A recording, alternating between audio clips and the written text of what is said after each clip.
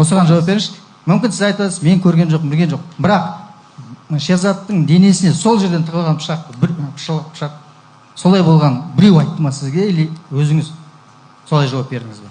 Вы видели или кто-то вам сказал, как там воткнули в Шерзат? 5-ші қазан күні сіз дәл айттыңыз. Нет, господин судья, на тот момент, получается, у нас мы же нас задержали когда?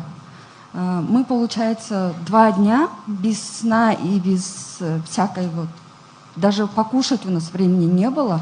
И, получается, мы находились в РОВД. И около 100 человек нас допрашивали на тот момент. И, честно сказать, я толком даже и не помню, о чем они допрашивали. Потому что я говорила им на русском языке, и как они переводили на тот момент, мне как-то было не до этого. Честно, я, главное, расписалась, потом, получается, главное, чтобы домой уехать. Оқиғадан кейін бізді 2 күн қатарынан сол жерде ұстады, тамақсыз, ұйқысыз, және 100-ге жуық адам бізден сұрады, ол жерде жауап алды.